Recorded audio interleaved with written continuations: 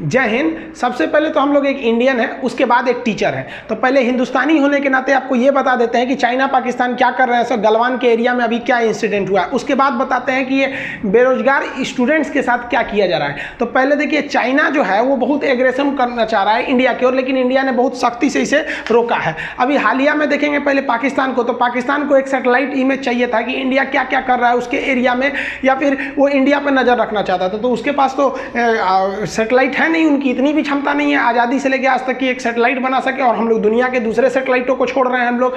तो उसको चाइना से सैटेलाइट इमेज मांगना पड़ा। तो चाइना और पाकिस्तान में दोस्ती देखिए कि वो फोटो भी फ्री में नहीं दिया, वो फोटो का भी पैसा लिया, बेचा है कि लो ये फोटो लो, ये हाल हो गया है। और उसके बाद भी पाकिस्तान को समझ में नहीं आ रहा है, वो जीपीएस टेक्नोलॉजी छोड़ दिया है। देखिए जीपीएस क्या है, ग्लोबल पोजिशनिंग सिस्टम, पूरे ग्लोब पे ये नज़र रखता है, आपके पोजीशन को बताता है। आप लोग भी इसका यूज़ किए होंगे।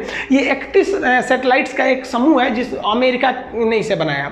जबकि अन्य देश भी हैं जो अपना अपना एक सिस्टम बनाती है, जिसमें आप अगर देखेंगे यूरोपीय यूनियन के कई देशों ने मिलकर अपना गैलीलियो सिस्टम बनाया है। रूस ने अपना जो बना के रखा है उसका ग्लोनास है, वो उसका है। और चाइना ने जो बना के रखा है उसका नाम है बाइडू। तो पाकिस्तान ने कहा कि भाई साहब हम लोग एक जीपीएस को नहीं यूज करेंगे, बाइडू को यूज करेंगे। तो यूज करो भाई, कोई क्या दिक्कत है। बाइडू पहले चाइना भर ही देखता था, उसके बाद वो इंडिया उसके अगल बगल भी देखना चालू किया। अभी वो एशिया का पूरा एरिया और अगल बगल के एरिया को देखता है। अभी भी सबसे जबरदस्त में तो जीपीएस ही है, लेकिन पाकिस्तान का काम हो सकता है बाइडू, क्योंकि सुबह से शाम तक उसको यही सोचना है कि हम कश्मीर में कैसे घुसे। और भारत अभी मंगल पर पहुंच गया, अभी आगे तैयारी कर रहा है। तो खैर इन लोगों को पाकिस्तान की बात करना मतलब समय की बर्बादी। अभी चाइना को लेकर जो नया इंसिडेंस हुआ वो पेंगसो लेक को हुआ है। ये पेंगसो लेक जो है ये चाइना से ओरिजिन होती है इस साइड से, और ये इंडिया तक आती है। इसके आधे एरिया से में चाइना का, तो इधर वाला तो चाइना का है, लेकिन 1962 के बाद भी चाइना ने इधर कब्जा कर लिया था। और मेन जो विवाद था वो फिंगर्स को लेकर था। इंडिया कह रहा था कि भाई हम यहां तक पेट्रोलिंग करेंगे फिंगर 8 तक। चाइना ने ढकेल के कहा कि नहीं, आप फिंगर 4 से ज्यादा मत आइए। और रियल में भी है कि चाइना ने यहां से ढकेल के यहीं पे अपना बना लिया है अपना अड्डा, कि यहां से पीछे नहीं हट रहा है। तो भारत ने भी इस बार उसको धो दिया। वो नॉर्दर्न एरिया में घेरते रह गया, हम लोग नीचे से घुस गए उसके एरिया में। वो 4 किलोमीटर घुसा था, हम लोग 8 किलोमीटर तक के एरिया को डोमिनेंस करके यहाँ पहाड़ी के ऊपर बैठ गए हैं। देखिए ये जो पेंगसो लेक है, चाइना ने अपनी स्ट्रेटजी क्या बनाई कि यहाँ जो फिंगर 4 वाला एरिया था, भारत कहता है कि भाई आप फिंगर 4, हम लोग जाएंगे फिंगर 8 तक। फिंगर यहाँ छोटे छोटे पहाड़ियों को फिंगर कहा गया है। तो भारत कह रहा है कि हम फिंगर 8 तक जाते हैं। चाइना ने कहा कि नहीं, आप फिंगर 4 से आगे नहीं जा सकते। तो चाइना मेन यहीं पे आके खड़ा कर दिया। लेकिन जितने विवाद थे वो इस झील के नॉर्दर्न साइड में थे। अब भारत को जो खुफिया खबर मिली थी वो ये मिली थी कि चाइना जो है अब साउदर्न पार्ट से भी इस एरिया में आएगा। अगर साउदर्न पार्ट से आ गया तो एक दिक्कत हो जाएगा। हमें यहाँ चुशुल एक सेक्टर है, जितनी भी बैठक हुई थी वो चुशुल सेक्टर में हुई थी। और यहाँ एक एयर स्ट्रिप भी है, एक हवाई पट्टी भी है, एक इमरजेंसी में यहाँ से जहाजें उड़ान भर सकती हैं। चाइना ने क्या किया, इस एरिया का जो सबसे ऊंचा पहाड़ था, जिसे ब्लैक टॉप, जिसे काला पहाड़ कहते हैं, यहाँ पर इसने सर्विलांस के लिए कैमरे वगैरह को फिट कर रखा था। और वो चाहता था कि इस झील के साउदर्न पार्ट से आकर अब इस पर क्या करे, सेना की कार्रवाई द्वारा चढ़ जाए।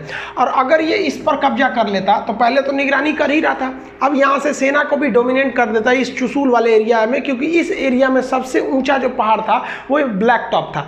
लेकिन भारतीय सेना को इसकी खबर पहले मिल गई, यहाँ से भारतीय सेना इसके ऊपर चढ़ाई कर दिया। और इसके बाद इस एरिया में जितना कैमरा उमरा था तूर तार के रख लिया गया, और यहाँ पर जो सेना है वो उसको ला दिया गया। इसके बाद चीन भभकी देने के लिए उधर से कुछ फौज को बुलाया था, तो भारत ने भी इस साइड से फौज को यहाँ पे लगा दिया। अब चाइना फंस गया है। अब भारत कह रहा है, एक काम कीजिए, आप यहाँ से पीछे हट जाइए, हम यहाँ से पीछे हट जाएंगे। आप भी मत हटिए, हम भी नहीं हटते हैं, हम तो वैसे भी हाइट पे हैं। अब यहाँ हाइट पे लगाने से फायदा क्या है कि इसके नीचे कुछ भी होगा सब दिखेगा। चाइना यहाँ से टैंक भेजा है तो हम लोग भी यहाँ से टैंक भेजे हैं, लेकिन दिक्कत क्या है, उनके टैंकों को इस पहाड़ के इस साइड नहीं दिखाई देगा।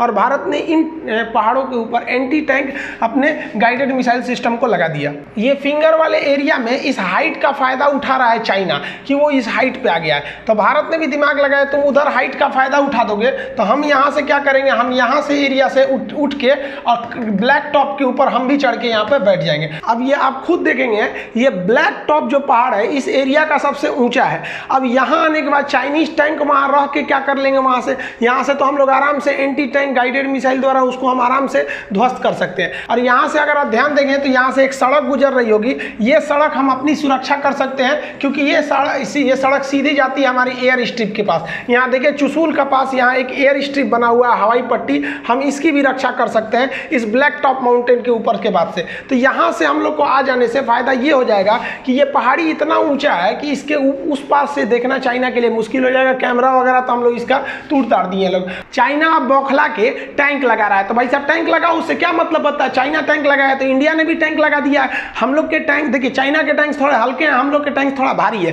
तो ये मूव आराम से कर सकता है। ये उतना मूव नहीं करेगा, लेकिन ये थोड़ा ज़्यादा पावरफुल है। तो भारत ने भी पहाड़ी एरिया का फायदा उठाते हुए जो ब्लैक टॉप है उसके ऊपर एंटी गाइडेड मिसाइल लगा के रख दिए हैं सब यहाँ पर। और हम आपको पढ़ाए भी थे, हेलिना, वरुणास्त्र, नाग जैसे मिसाइल तैनात कर दिया। अब एक जनी नहीं बच पाएंगे। अब चाइना परेशान है, वो नर्वस हो गया है, अलग अलग तरह का स्टेटमेंट दे रहा है। चाइना के दूतावास जो दिल्ली में है वो भारत से कह रहे हैं कि आप हम लोग को आप जबरदस्ती उकसा रहे हैं, हम लोग उकसा रहे हैं भाई साहब यहाँ पर। अब ये 1962 नहीं है चाइना, ये 2020 है। यहाँ एक एक युवा को जब जरूरत पड़ेगा ना तो हम लोग कलम छोड़ के तुमको थूरने के लिए हम लोग अपनी सेना के पीछे हम लोग भी हथियार उठा सकते हैं। चाइना याद रखना 62 नहीं है, जो बार बार कहते हो कि भारत को 62 नहीं भूलना चाहिए, और तुम सही बोलते हो कि हम हिंदुस्तानियों को 62 नहीं भूलना चाहिए, और हम 62 का बदला लेंगे, आज नहीं तो कल, ये बात की गारंटी है। चाइना की धमकी को भारत ने नजरअंदाज करते हुए चाइना जो अपना दादागिरी दिखा रहा था इस एरिया में, साउथ चाइना सी में, तो साउथ चाइना सी में आपको पता ही है कि यहाँ अमेरिका बड़ी ज्यादा इंक्रोच कर रहा है। तो भारत ने भी अपने नेवल वारशिप को बंगाल की खाड़ी और इंडियन ओशियन से डिप्लॉय करके अब दक्षिणी चीन सागर की ओर भेज रहा है ताकि चाइना पे दबाव बना सके। अब चाइना बहुत बेहतरीन ढंग से फंसता दिख रहा है। वही बात करेंगे चाइना का जो ये ताइवान है, तो हम आपको ताइवान का पूरा हिस्ट्री बताए हुए हैं, आप भले चाहें तो प्लेलिस्ट में जाके वो वीडियो देख सकते हैं। तो चाइना है ये ताइवान, तो ताइवान का नाम है रिपब्लिक ऑफ चाइना और इसका नाम है पीपुल्स रिपब्लिक ऑफ चाइना। तो ताइवान ने क्या किया है, चाइना का विरोध दिखाते हुए एकदम इन दोनों में एकदम रिश्तों में खटास आ गया है। इसने अपने पासपोर्ट से रिपब्लिक ऑफ चाइना का नाम हटा दिया है, अब केवल ताइवान लिखा हुआ है। ताइवान कहता है कि ये चाइना पूरा मेरा है और चाइना कहता है कि छोटको मेरा है। तो ताइवान को भी अब सोचना चाहिए कि भाई साहब अब इस पे कब्जा करना नामुमकिन है, अपने एक स्वतंत्र देश के रूप में वजूद बनाए रहिए। और अमेरिका, भारत और बाकी पश्चिमी देश हैं ताइवान के साथ खड़े हैं, लेकिन भारत अभी भी उस ढंग से साथ नहीं खड़ा हो पाता है ताइवान के, जिस ढंग से चाइना पाकिस्तान के साथ खड़ा हो जाता है। इधर विगत वर्षों में बहुत सारा डेवलपमेंट देखा गया है। अभी मोदी जी ने भी मतलब अपने नीतियों में इस बात को लाया कि हमें ताइवान को तवज्जो देना है, लेकिन उस तरह से तवज्जो देना चाहिए जिस तरह से वो पाकिस्तान को देता रहता है। लद्दाख के हालिया घटना को देखते हुए अमेरिका ने कहा है कि भाई साहब अब हम लोग को अमेरिका ने एक सुझाव दिया है कि जो क्वाड ग्रुप है जिसमें बेसिकली 4 देश है, इंडिया आ जाता है यहाँ से, यहाँ जापान, ये अमेरिका और ये ऑस्ट्रेलिया, इन चारों को मिलाकर एशिया पैसिफिक के रीजन को मिलाकर एक नाटो जैसा संगठन खड़ा करना है। नाटो जो संगठन है मेनली वो अटलांटिक संगठन है, अमेरिका, कनाडा, मैक्सिको का जो एरिया होता है और यूरोप, इन लोग का एक सैन्य संगठन है नॉर्थ अटलांटिक ट्रीटी ऑर्गेनाइजेशन, जिसकी स्थापना 1949 में हुई थी। वर्तमान में इसमें 30 देश है। इनके में एक संविधान में है, इनका जो एक समझौता है कि हम 30 देश भले किसी पे हमला करें वो अलग मैटर है, लेकिन अगर किसी दूसरे देश ने हम 30 में से किसी एक पर हमला किया तो हम 30 मिलकर मारेंगे। इसलिए नेटो देश के जो 30 देश है उस पर कोई हमला नहीं करता है। भारत नेटो का सदस्य नहीं है, चाइना भी नहीं है, पाकिस्तान भी नहीं है नेटो का सदस्य। तो वो लोगों ने कहा कि भाई आप लोग ये क्वाड ग्रुप है, इसको नेटो के तहत एक म्यूचुअल आर्मी का एक ग्रुप बना लीजिए, इससे फायदे भी होंगे और घाटे भी होंगे। तो इसमें कुछ फायदे होंगे, क्या घाटे होंगे इसको समझते हैं। पहले हम लोग फायदा समझ जाते हैं। फायदा ये होगा कि हमसे कोई वार नहीं लड़ सकता है, क्योंकि अगर हम लोग इस संगठन क्वाड ग्रुप बना लेंगे तो क्वाड ग्रुप में अमेरिका भी रहेगा। अब फायदा कैसे होगा कि अगर अमेरिका अमेरिका रहेगा यहाँ से, तो अमेरिका रहेगा, यहाँ इंडिया रहेगा, यहाँ जापान है और ये ऑस्ट्रेलिया है। अगर हम ये चारों ग्रुप मिला लिए तो हम पे अगर इधर लद्दाख, गलवान या इधर से चाइना कभी भी अटैक करता है तो जेनविन अमेरिका बचाने आएगा, युद्ध में कूदेगा ही, भाई समझौता है यहाँ पर। तो यहाँ पे एक फायदा होगा कि हम वार हमसे कोई लड़ेगा नहीं, और लड़ेगा तो मर के जाएगा। दूसरा फायदा ये होगा कि हमें बार बार हथियार खरीदने की जरूरत नहीं पड़ेगी इमरजेंसी में, कि नहीं अभी चाहिए हथियार। देखिए ना गलवान की जब से इशू हुआ है तो हथियार ज़्यादा खरीदने पड़े। दूसरा क्या है कि हमको टेक्नोलॉजी आराम से मिल जाएगी, कि जब हम लोग एक समझौता कर लेते हैं तो टेक्नोलॉजी मिल जाते हैं, और इससे क्या होगा कि हमारी अर्थव्यवस्था बच जाएगी। जापान को देखिए, अमेरिका ने 1945 में 2 बम फेंका, बाद में जब जापान ने समझौता कर लिया अमेरिका से कि हम अपनी फौज ही नहीं रखेंगे, लेकिन जिंदगी भर आपको हमारी रक्षा करना पड़ेगा। तो जापान से अमेरिका के बीच में समझौता हो गया। यह समझौता जापान से उसका 1951 में ही हो गया था कि भाई हम तुम पे कोई भी हमला करेगा तो हम उसकी रक्षा करेंगे। इसलिए जापान कभी भी अपनी सेना के लिए टेंशन लेता ही नहीं है, और वो पूरी टेक्नोलॉजी से आगे बढ़ गया। तो आप भी देखिए परमाणु हमला झेलने के बाद भी आज जापान कहाँ है। और ऐसे ही समझौता उसने 1953 में कोरिया के साथ किया था, दक्षिणी कोरिया के साथ। तो वो कह रहा है कि हमारे साथ भी ऐसा समझौता कर लीजिए। तो ये एकदम परफेक्ट बात है कि अगर ऐसे समझौते हो गए तो हम लोग की भी इकोनॉमी बहुत अच्छी जाएगी। अभी -23 में जो घुस गई इकोनॉमी वैसा दिक्कत नहीं आएगा, तो ये तो प्रॉफिट है। लेकिन देखिए, करीब का फायदा से अच्छा है दूर का घाटा देखना चाहिए। निगेटिव क्या क्या रहेंगे, हम लोग को एक्स्ट्रा वार झेलना पड़ेगा। एक्स्ट्रा वार क्या है कि ये नाटो का कोई भी सदस्य, नाटो की अगर हम बात नहीं करते हैं, हम लोग को तो क्वाड ग्रुप का मेंबर बनाने की बात की गई है। तो क्वाड ग्रुप में अमेरिका भी आ जाएगा वहां पर उस तरह से। तो पता चला अमेरिका किसी से भी युद्ध लड़ा तो चलो भाई उसके पीछे पीछे हमको भी लड़ना है।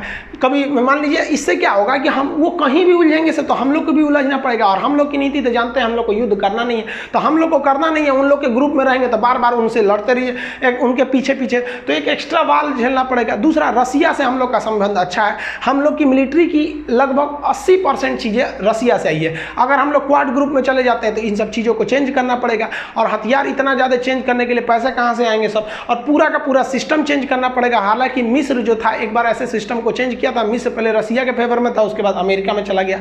और ऐसा भी हो सकता है कि एक चाइना जो और रूस जो है ये मिलकर एक नया ग्रुप बना दे, जिसमें रूस हो जाएगा, चाइना हो जाएगा, पाकिस्तान, ईरान, तुर्की, ये सब का एक अपना एरिया, एक अपना ग्रुप बन सकता है इसके खिलाफ में। तो हालांकि इसके कुछ फायदे भी हैं और कुछ घाटे भी हैं, लेकिन हमारे हिसाब से अच्छा क्या रहता, भारत ना क्वाड ग्रुप से समझौता करता और ना अमेरिका से, वो एक बढ़िया से समझौता कर लेता।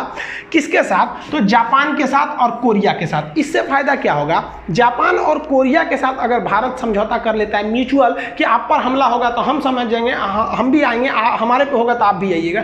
इससे फायदा कि ये तीनों देश की एक विदेश नीतियां लगभग सेम है। और अगर देखिए ध्यान से, अगर यहां से हमारे ऊपर चाइना ने हमला किया तो मजबूरी में हम जापान और कोरिया से हम लोग का समझौता है तो आएंगे, तो यहां से जापान भी आएगा मदद के लिए और यहां से कोरिया भी आएगा मदद के लिए। और गलती से चाइना ने जापान और कोरिया पे हमला किया, क्योंकि ये हमला करने आएंगे तो ये आएगा ही, तो गलती से अगर इन पर हमला किया तो इनका तो पहले से समझौता हो रखा है अमेरिका से। अब अमेरिका को हम लोग न बुलाते हुए भी अमेरिका हमारे साथ आने के लिए मजबूर हो जाएगा, क्योंकि हमने तो बुलाया था दक्षिणी कोरिया को, जापान को, और जापान पहले से समझौता किया वहाँ से। तो हम लोग को इस हिसाब से आगे बढ़ना चाहिए। हमारे हिसाब से अमेरिका वाले में उतना नहीं जाना चाहिए, क्योंकि हमेशा ये युद्ध झेलते रहता है। तो इसकी वजह से हम लोग का अरब देशों से भी रिलेशन चेंजिंग हो सकते हैं, जैसे ईरान वगैरह को लेके, क्योंकि ईरान को लेके तो हम लोग तो न्यूट्रल रहते हैं लोग, तो इधर से समझौता कर लेने से ज़्यादा अच्छा रहेगा। आगे इस पर गवर्नमेंट क्या लेती है, देखिए गवर्नमेंट भी इस पर डिसीजन लेगी बड़ा सोच समझ के, कि उसे रसिया को भी इग्नोर नहीं करना है, अमेरिका को भी इग्नोर नहीं करना है। बॉर्डर उस पार हमारे दो दुश्मन खड़े हैं, एक पाकिस्तान है और एक चाइना है। और बॉर्डर के अंदर देखेंगे ना देश में, तो देश के अंदर स्टूडेंट के लिए भी दो दुश्मन खड़े हैं, एक एसएससी है और एक रेलवे है। ये दोनों भारत के युवाओं को उसी तरह बेरोजगार बनाते हैं, वैसे ही बर्बाद करते हैं जैसे उधर से चाइना और पाकिस्तान। वो भी खतरनाक है, उनका भी इलाज जरूरी है और इनका भी इलाज जरूरी है। इस बार आवाज उठ गई है तो इसे दबने तो देंगे नहीं स्टूडेंट लोग। देखिए एसएससी और रेलवे लोग, आप लोग कान खोल के जरा सुन लीजिए। युवाओं को जो आप टेकन फॉर ग्रांट लेते हैं ना, ये बहुत बड़ा हस्ती होते हैं युवा। एक बार बिगड़ गए समझना तो फिर कंट्रोल नहीं हो पाएगा आपसे। युवा का अगर आप उल्टा करिएगा ना तो वायु बन जाता है, और वायु से टकराना बहुत मुश्किल हो जाता है। फिर वो पवन पुत्र हनुमान का रूप ले लेगा ना, तो फिर इसको, इस आंधी को कोई एसएससी और कोई रेलवे की औकात नहीं जो इस आंधी को रोक सके। हम गवर्नमेंट से भी कहते हैं कि आप थाली बजाने के लिए कहते हैं, हम लोग थाली बजाए थे, ताली बजाए थे, आप कहें कि दिया जलाइए, हम लोग दीप जलाए थे। मोदी जी, हम आप लोग आपकी बहुत इज्जत करते हैं, आपके लिए हम लोग दीप जलाए थे, लेकिन इसका मतलब ये नहीं कि हम स्टूडेंट्स की इज्जत नहीं करते हैं, उनकी बातों को नहीं सुनेंगे। आपके एक बार कहने पर हम दीप जलाएं और ये स्टूडेंट्स की करियर खराब होगा ना, तो इनके लिए हम दीप नहीं मसाल लेके निकल जाएंगे हम लोग। और फिर सड़कों पर आप देखिएगा कि बेरोजगारों का जब मसाल चलेगा ना, तो फिर एसएससी और रेलवे उस आंधी को नहीं रोक पाएगी। आपके सामने यहाँ देखिए, ये रेलवे का फॉर्म आया था एनटीपीसी का, डेट देखिए, लास्ट डेट था उसको 31 मार्च 2019 को भरने का, डेट खत्म हो गया, कोई मतलब नहीं है, 500-500 रुपए ले गए। लगभग 2,80,00,000 लड़कों ने एनटीपीसी ग्रुप डी वगैरह का टोटल फॉर्म मिला के भरा था रेलवे में, इतना लंबा फॉर्म भरा था। अगर आप इसमें से 500 का गुणा कर लेते हैं तो आपको यहाँ देख लीजिए अमाउंट मिल जाता है आपको 14 अरब का। इतना अमाउंट रेलवे ने इनडायरेक्टली लड़कों से रख लिया। अब 2 साल हो गए, अभी तक कोई आता पता नहीं है क्या होगा। अगर आप 10% के हिसाब से 2 साल का ब्याज जोड़ते हैं तो इनके पास 28 करोड़ का तो ब्याज आ गया, गरीब बच्चों से ले लिया। कई लड़के ऐसे हैं कि इतना लेट हो गया है फॉर्म भरे कि कई लड़कों का फॉर्म भुला गया है, जहाँ वो भरे थे सब वो खोजता है सबकी रेलवे का हम फॉर्म भरे थे 2019 में, 2 साल हो रहा है अब हमें पता नहीं कहाँ है फॉर्म। हाल ये हो गया है, कभी कभी तो ऐसा लगता है कि अगर कोई फॉर्म भरेगा ना तो उसका बच्चा आके उस फॉर्म की जगह पे एग्जाम दे देगा, ये हाल कर दिया है। कई स्टूडेंट्स ने इसी गलत नीतियों की वजह से आके पढ़ाई छोड़ दिया। एक लड़का कमेंट किया हमको कि सर हम पढ़ाई छोड़ दिए, लेकिन आप जितने टीचर्स हैं, हम सारे टीचर्स को हाथ जोड़ के धन्यवाद देते हैं। दिल्ली, राजस्थान, गुजरात, मध्य प्रदेश, बिहार, यूपी, जहाँ के भी हैं, आप लोग पीछे नहीं हटिए। यहाँ पर कई लड़कों ने पढ़ाई छोड़ दिया कि सर क्या करें, हम लोग गरीब घर के आते हैं, लोग घर द्वार बांधे रख के, गिरवी लेके, कर्जा लेके हम लोग पढ़ने आते हैं। 1 से 2 साल का टाइम रहता है, यहाँ तो आपका 5 साल में रिजल्ट क्लियर नहीं हो रहा है, कहाँ से हम करेंगे, हम लोग मजदूरी करने में लग गए। उन लड़कों को सोचिए कितना खराब लगेगा जब पढ़ लिख कर वो मजदूरी कर रहे होंगे सब। कितने लड़कों ने सुसाइड कर लिया यहाँ पर, आपको पता चलता है ये सब चीज़ों का? आपको तो केवल रिया चक्रवर्ती का दिक्कत है। अरे बाप रे बाप, रिया चक्रवर्ती, सुशांत सिंह राजपूत को हमें न्याय चाहिए, एकदम गलत हुआ है। लेकिन हमारा ये कहना है कि एक स्टूडेंट जब सुसाइड कर लेता है वो भी सिस्टम की वजह से, तो क्या उसके लिए कोई जिम्मेदार नहीं होता है? एक लड़का कह रहा है सर हम सुसाइड करने जा रहे हैं, हम नोट्स में लिखेंगे कि हमारी मौत का जिम्मेदार एसएससी और रेलवे होगा। उसको तो आदमी समझाया कि भाई काहे कर रहा है, हम लोग मुहिम चालू कर दिए और आप स्टूडेंट सबसे कहना चाहते हैं आप भरोसा कीजिए, हम आपको न्याय दिला के रहेंगे। केवल हम नहीं, हिंदुस्तान का सारा टीचर इस बार उखड़ गया है, स्टूडेंट भी, और ट्विटर पे दिखा दिया था और इसका हम लोग को नतीजा भी देखने को मिला। उसने कहा कि हम 1 महीने में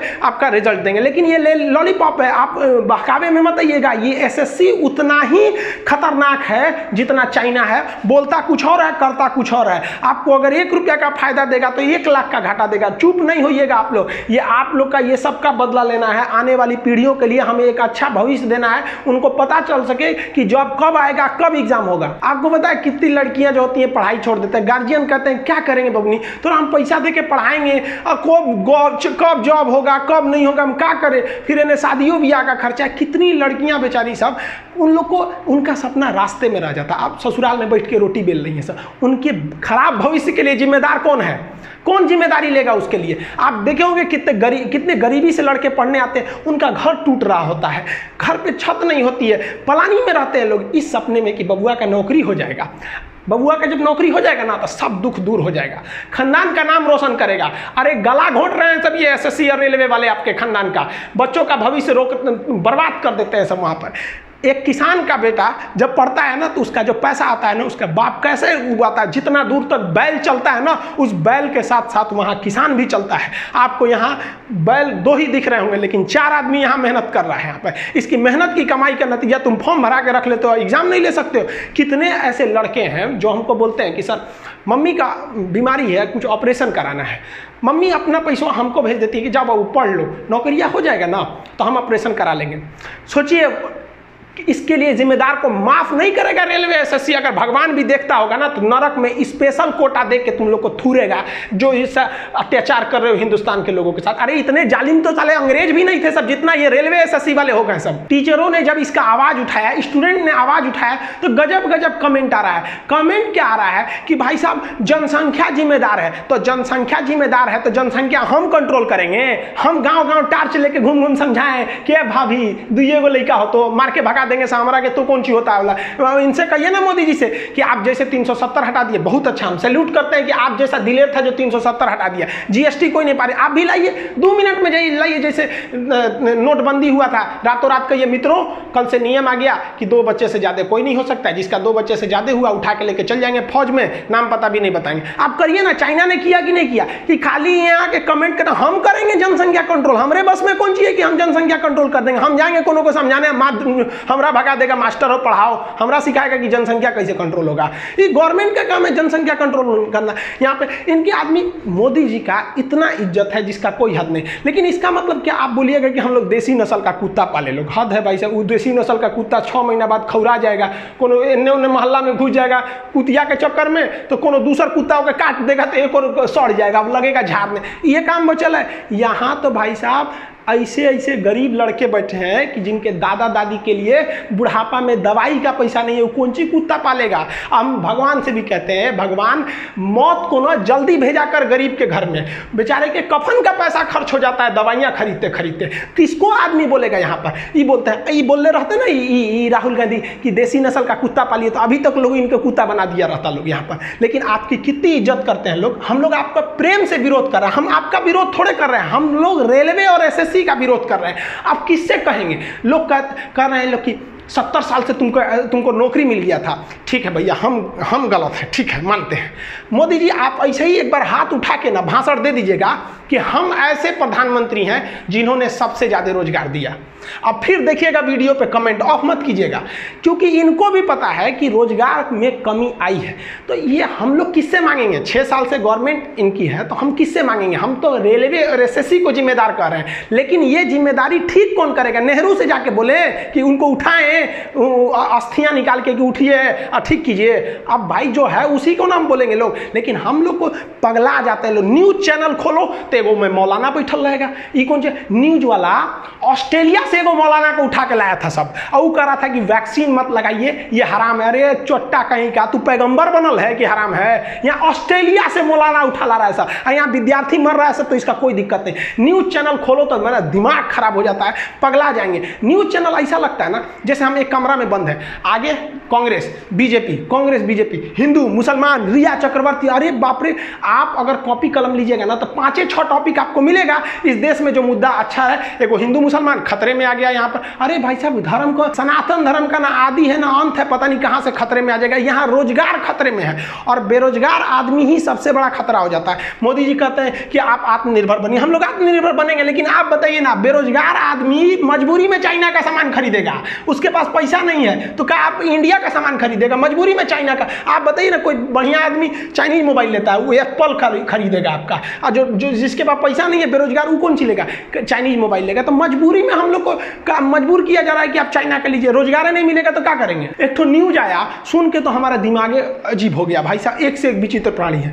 मोदी जी के वीडियो पे जो डिसलाइक हुआ है ना, वो इंडिया से डिसलाइक नहीं हुआ है, तुर्की से हुआ है। और ये भाई साहब कौन आदमी बताया, आप ये बता सकते हैं कि किसने सब्सक्राइब किया, किसने कमेंट किया, लेकिन लाइक डिसलाइक क्यों नहीं बता सकता है। आप ऐसा जवाब दीजिएगा लोग तो मन करता है कभी माथा फोड़ ले हम अपन। हमारी लड़ाई गवर्नमेंट से नहीं है और ना ही किसी पार्टी से।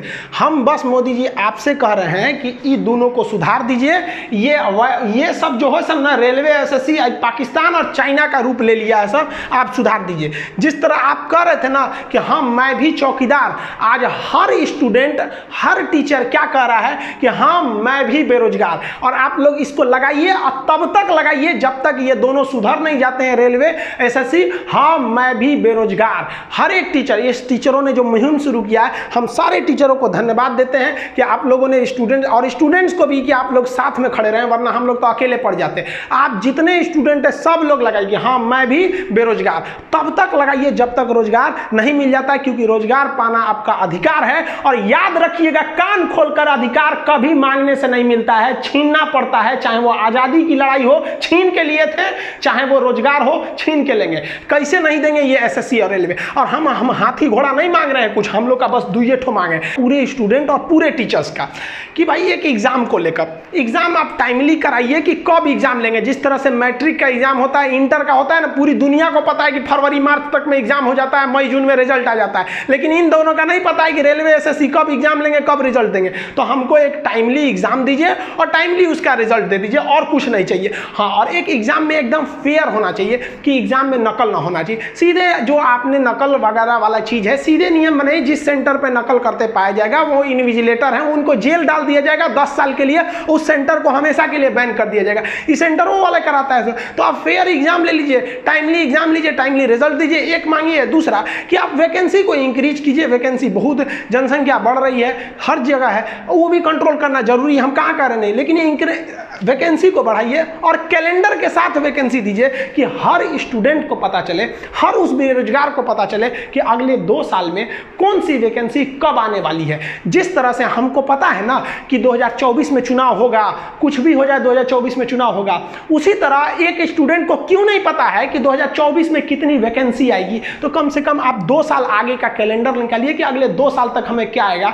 ताकि एक किसान का बच्चा जो है वो ये देख सके कि हमारे घर का इनकम इतना है, 2 साल तक हम पढ़ सकते हैं कि नहीं। वो चला आता है यहाँ पढ़ने के लिए, पूछता है नौकरी कब होगा, हमसे लड़का पूछता है ऐसे एग्जाम कब होगा, हम जवाब दे देते हैं भगवान को भी नहीं पता है यहाँ पर। हाँ, आप सबसे कहते हैं भाई आप इसको ट्विटर पे एकदम जाइए, ट्वीट करते रहिए, उसे ट्रेंडिंग में बनाए रहिए, वरना फिर आपके लिए कोई दूसरा खड़ा होने वाला नहीं है। और अपनी भाषा का प्रयोग अच्छे से करिए। हम लोग ये जितने भी टीचर लेते हैं, हम कई टीचरों से भी बात किए, वो लोग भी कहे कि देखिए हाँ बहुत सारे लड़कों का सपोर्ट है, कुछ लोग डिसलाइक करेंगे, वो इसीलिए आए हैं, वो अंबानी के लड़का है लोग, उन लोग को नौकरी नहीं चाहिए ना, उनके बाबूजी अंबानी से ज्यादा अमीर है। तकलीफ इस बात का होता है जब देश की जीडीपी -33 में चल जाती है और अंबानी दुनिया के टॉप 10 में चलाता है, तब कहीं ना कहीं एक डाउट होने लगता है। तो आप उन लोग जो डिसलाइक कर रहे हैं उनके लिए आप टेंशन नहीं लीजिए, वो लोग के लिए कोई मतलब नहीं है। हाँ, सभ्य भाषा का प्रयोग करिए, किसी दूसरे के लिए आप असभ्य नहीं कीजिए। और एक बात का हमेशा ध्यान रखिए, आपकी लड़ाई रेलवे एसएससी से, किसी पार्टी से आपकी लड़ाई नहीं है। अगर आपको कोई इस तरह कहता है तो आप इग्नोर कीजिए, आप अपने मुद्दे पर रहिए। एसएससी ने आपको लेमचूस थमा दिया है कि हम 1 महीने में आपको रिजल्ट क्लियर करके देंगे, लेकिन इससे हटिएगा नहीं। आपका मकसद है एग्जाम टाइमली, रिजल्ट टाइमली होनी चाहिए, फेयर एग्जाम होनी चाहिए, वैकेंसी बढ़नी चाहिए और आपका कैलेंडर होना चाहिए। और आप तब तक कहते रहिए अपने नाम के साथ, हाँ मैं भी बेरोजगार, हाँ मैं भी बेरोजगार। मिलेंगे अगली वीडियो में, तब तक के लिए मैं भी बेरोजगार।